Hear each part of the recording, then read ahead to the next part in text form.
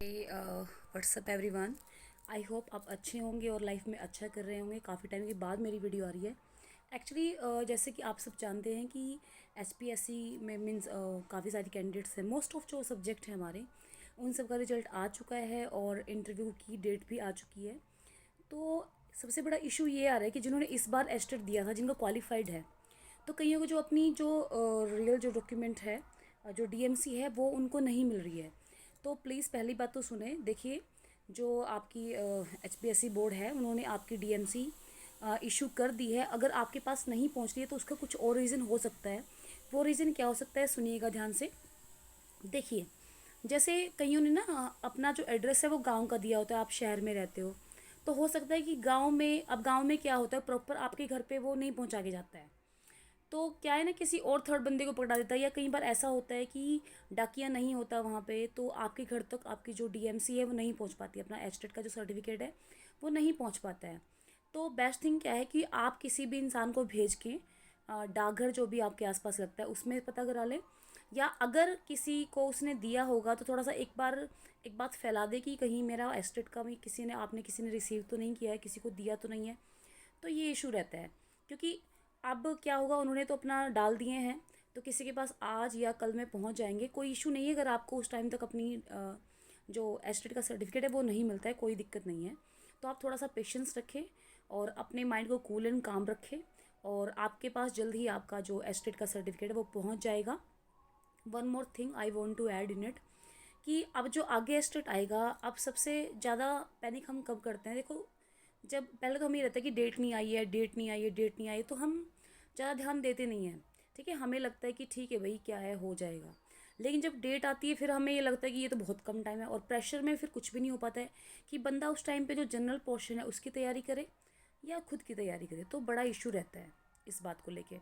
तो देखिए, आप जो जनरल पोर्शन है, आपको पता है कि हरियाणा जी की सीटी है, ये वो जितने भी हरियाणा में एग्ज़ाम होते हैं उन सब में आते हैं, तो आप उसकी तैयारी रखें। हिंदी इंग्लिश हर सब्जेक्ट में आता है, हर एग्ज़ाम में आता है। ठीक है, आप वो तैयारी रखें और अपना जो सब्जेक्ट है वो पढ़ते रहिए।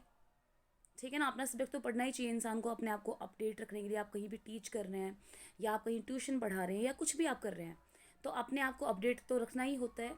तो आप उस चीज़ की तैयारी करिए, और जो हिंदी इंग्लिश और आपका जो हरियाणा जी के वो आप कर लीजिए। कि मैथ्स है, रीजनिंग आप कर लेते हैं।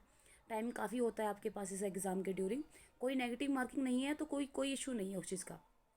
ठीक है ना। एक आप साइकोलॉजी थोड़ा सा पढ़ लें।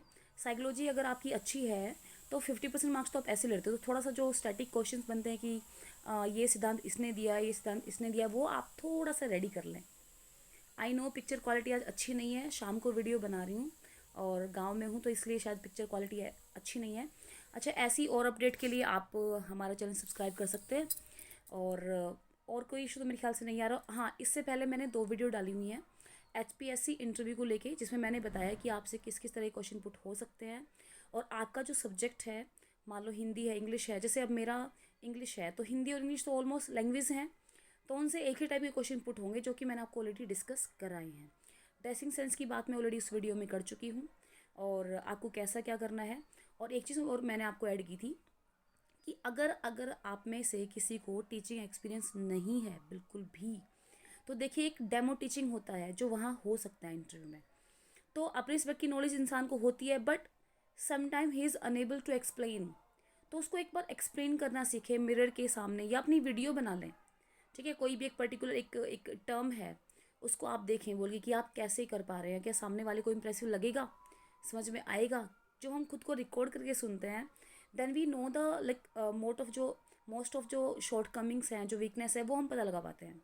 जैसे मैंने एक अपनी वीडियो में बड़ा ऐसे आई थॉट एक वर्ड मैंने बार बार यूज़ किया, तो बड़ा ऐसे लाइक सुपरफ्लुअस लग रहा था, तो खुद को पता चल जाता है।